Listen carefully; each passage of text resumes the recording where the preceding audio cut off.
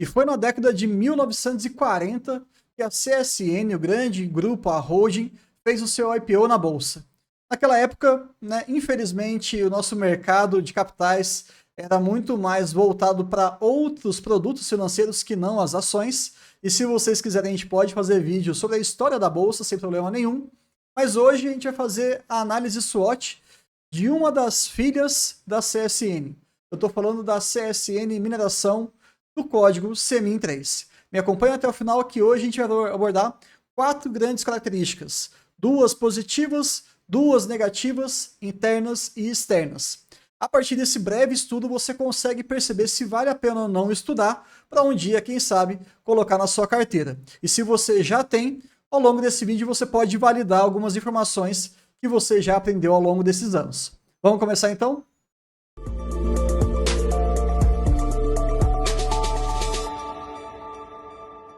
Fala pessoal, tranquilo? Meu nome é Bruno Oliveira, eu sou analista CNPI do Vida de Acionista, o VDA, e aqui hoje a gente vai discutir com vocês de maneira bem resumida, são 3 páginas apenas, é bem simples, bem rápido, qualquer pessoa da nossa comunidade fechada tem acesso a essas análises, a gente vai conversar sobre a CEMIN3, que inclusive eu tenho na minha carteira, e vai muito bem, obrigado, cumprindo aí o seu papel como uma empresa que está valorizando, e que também nós esperamos aí na segunda metade deste ano de 2024, um belíssimo dividendo. Então, vamos começar e a gente vai passar por cada um dos pontos, destrinchando para que você não tenha nenhuma dúvida.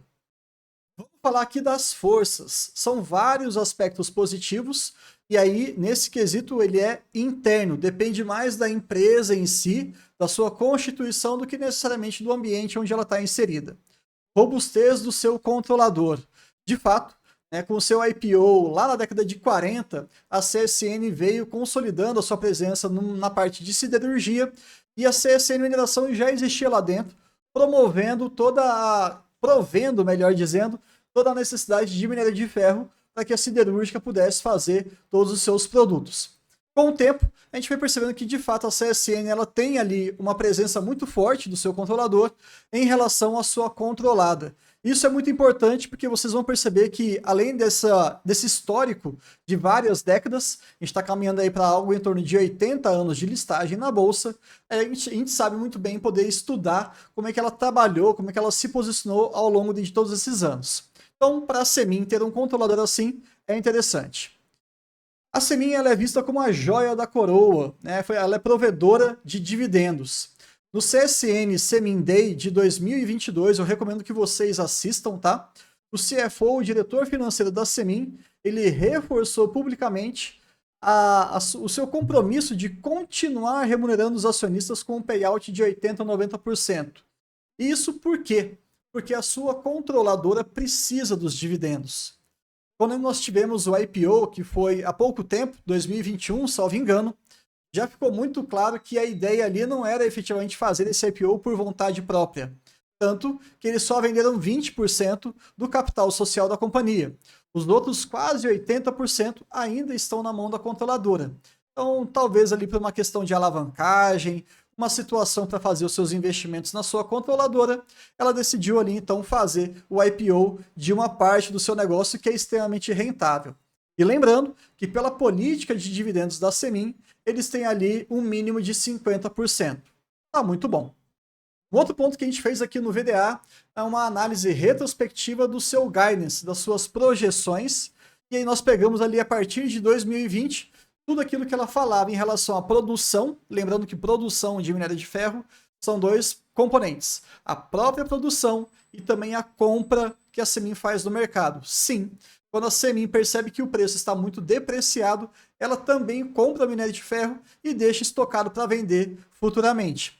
Mas consolidando todo esse volume de produção, entre aspas, a gente fez um pequeno estudo mostrando que de 2020 até 2024, fazendo algumas projeções, ela tem cumprido ali mais ou menos 92% de tudo aquilo que ela se propõe. Não é 100%, ok, eu concordo. Não é nem acima de 100%, mas uns 90% tá bacana. Isso ajuda bastante a gente na nossa tomada de decisão? Não muito, né? Porque o minério de ferro em si, a produção ela é importante, mas tem algumas variáveis, né? Como o dólar e também o preço do minério de ferro, que deixam a receita um pouco mais volátil. Mas a produção, a parte operacional mesmo, eles cumprem com uma certa qualidade interessante. Reservas e qualidade do minério de ferro.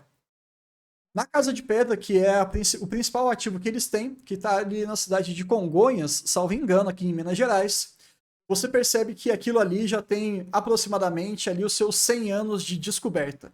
E é incrível que, fazendo alguns estudos mais avançados, tem pelo menos até 2080 para você conseguir extrair minério de ferro dessa unidade. É muita coisa. Então essa reserva traz para a gente um sentimento de perenidade, porque tem o que fazer, e esse ativo é da Semin, e também a qualidade. Com alguns projetos que a gente vai falar mais para frente, a qualidade do minério de ferro da Semin tende a ser cada vez maior, superando inclusive a melhor qualidade que nós temos atualmente, que é produzida pela Vale, lá na Serra dos Carajás. Mas a gente vai abordar um pouquinho mais para frente. Verticalização do negócio. Isso é sensacional também. Os caras têm desde ali do minério, daquela montanha, né, daquela região, aquele pedaço de terra com os seus minérios de ferro, até uma parceria passando por toda a logística até o porto. Então, isso traz para a gente uma verticalização do negócio. Você consegue ter ali algumas sinergias, algumas economias, já que você conseguiu ter menor dependência de fornecedores, de parceiros, para que o seu negócio seja bem efetuado todo o fluxo de trabalho, da terra até o porto. E o outro ponto também que é muito importante aqui é a receita em dólar e o custo em real. Isso aqui deveria ter sido colocado na parte de oportunidades, mas eu quis deixar isso aqui na parte de forças porque é algo que ela tomou como decisão. Ela poderia muito bem vender grande parte do seu minério para o Brasil. Mas o que ela acabou fazendo? Praticamente todo o seu custo é em real, historicamente uma moeda fraca, e boa parte, para não dizer quase toda, a totalidade da sua receita vem em dólar. Então aqui existe uma certa proteção natural. O que eu quero dizer com isso? Quanto mais o dólar se distancia do real, melhor para a Semin. E lá, em 1994, quando o Plano Real foi lançado, nós tínhamos a paridade de 1 para 1. Bem, vocês sabem quanto é que está a paridade hoje do dólar e do real. Quanto maior essa diferença, melhor para a Semin. Só que isso poderia não existir se ela tomasse uma decisão de fazer uma venda para o mercado interno especificamente. Ela faz, mas é muito pouco. E se isso fosse uma decisão dela, certamente essa variação cambial não seria tão impactante no resultado da companhia.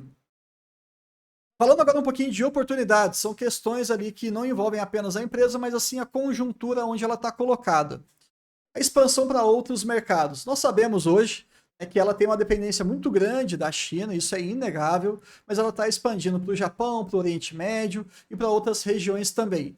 Isso é maravilhoso porque você diminui a sua grande dependência em relação a um único cliente, ainda mais se tratando de um cliente bem peculiar, né?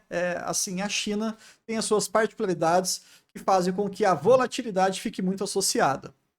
Um baixo valor nominal da sua ação, Semin 3. Isso é curioso, tá? Porque é o seguinte, depende do mercado. E historicamente falando, depois de alguns livros de comportamento, né, de finanças comportamentais, e até conversas com pessoas mais experientes, a gente percebe que é muito mais fácil você ver uma ação saindo de R$5 ou R$6 e chegando até 10, 12, do que uma ação que custa 50 chegando até R$100. Pode acontecer? Pode. Mas psicologicamente falando, isso é um fato, é observado, não estou aqui tentando entender a lógica do porquê isso acontece, eu só estou relatando que isso efetivamente acontece. Um baixo valor nominal favorece o investidor que também está de olho em valorização patrimonial. E não tem problema nenhum, tá? Esse papo aí, eu acho que a gente tem que olhar o retorno total acionista, dividendos e patrimônio, sem dúvida nenhuma, cada um com seu peso, mas um baixo valor nominal ajuda muito a questão da valorização. Uma outra oportunidade que está acontecendo, que de novo parece uma iniciativa interna, mas está muito exposta ao comportamento do mercado, é o programa de recompras das ações. Em julho de 2024, quando a ação estava custando ali por volta de mais ou menos 5,20, eles lançaram o primeiro programa de recompras, quase 10% que eles podem comprar. Isso aí está acontecendo com o passar do tempo. Coloquei como oportunidade porque, se efetivamente o preço da ação disparar, não faz tanto sentido eles comprarem. Ou melhor, eles se recomprarem. Então, é uma oportunidade porque se efetivamente nós tivermos preços mais baixos, Eles podem recomprar isso aí, cancela e você, que é acionista, fica com uma fatia maior do bolo sem fazer absolutamente nada. Mas não depende nem da Semin, nem de mim, depende do mercado para ajudar nessa cotação ao longo desse programa de recompras.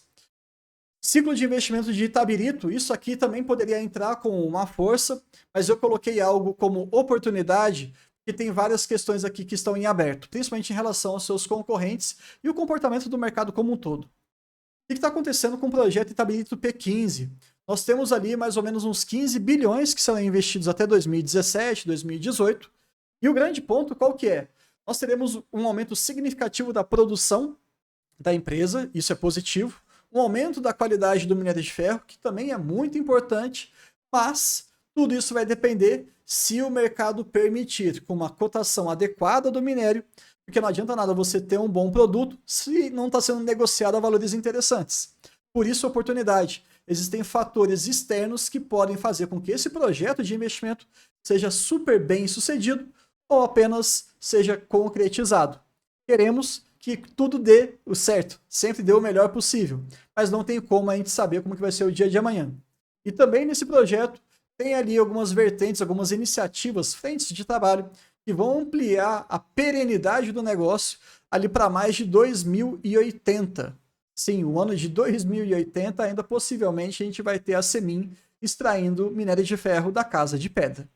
Agora falando do outro aspecto que é muito importante, vocês vão perceber que, na minha humilde opinião, isso fica como um ponto de atenção. Você percebeu quantos pontos positivos a gente conseguiu trazer? E eu vou ser muito franco. Nessa nossa análise fofa, eu talvez tenha ficado um pouco inseguro porque eu vi poucas fraquezas e poucas ameaças. São importantes, são relevantes, mas eu estou enxergando muita coisa positiva e pouca coisa negativa. Talvez isso seja muito bom, mas eu espero que eu não esteja exposto a apenas um viés comportamental. De todo modo, vamos falar aqui das fraquezas, questões negativas e internas.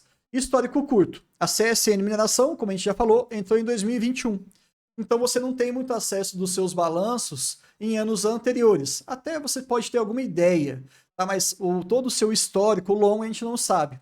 Então a gente fica muito dependente da questão da confiança nos administradores da empresa, já que a gente não consegue validar isso com dados históricos. Mas com o tempo ela vai ficar mas com o tempo ela vai ficar com mais robustez, né, com mais material histórico, e é isso que vai se resolver. Setor cíclico, isso aí é super natural, é uma mineradora.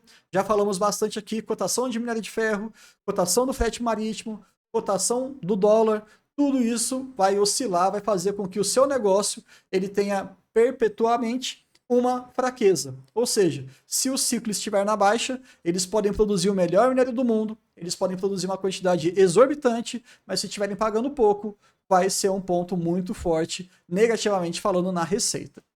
E aqui não é tanto em relação à Semin, né, a questão de riscos ambientais, mas isso aqui acontece bastante. Nós temos, infelizmente, vários episódios com uma concorrente que é a Vale, né, Brumadinho, Mariana e por aí vai.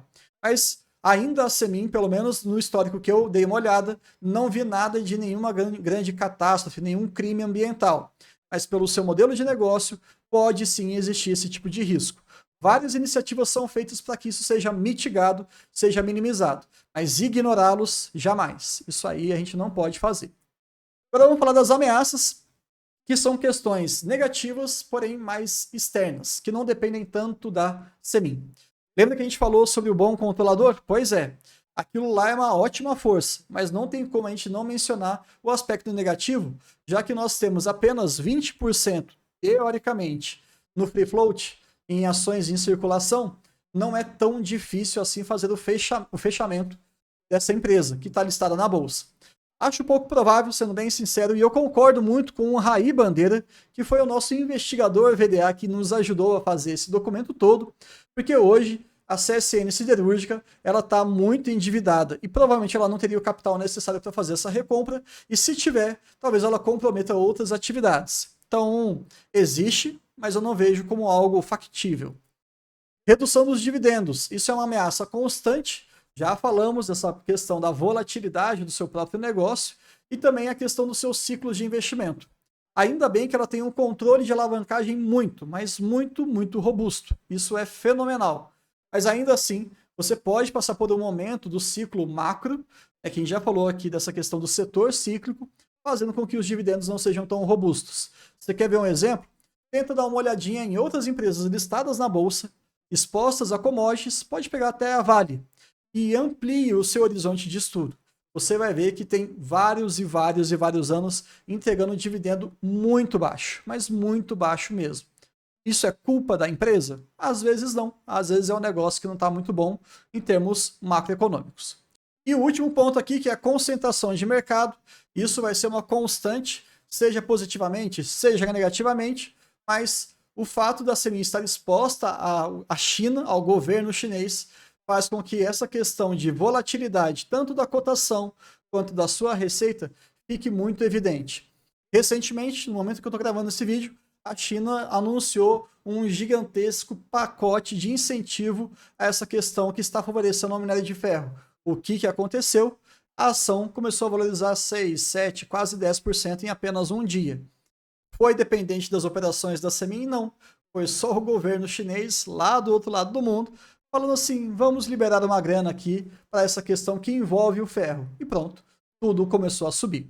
É importante a gente ficar atento. Se você estiver ciente dessas questões, seja bem-vindo à CME. E se você não gosta dela, deixa aqui no comentário ou conversa com a gente lá no nosso grupo do Telegram. Combinado? E também pode deixar como sugestão aqui pra gente alguma outra empresa que você gostaria que a gente fizesse uma análise fofa. Até o próximo vídeo.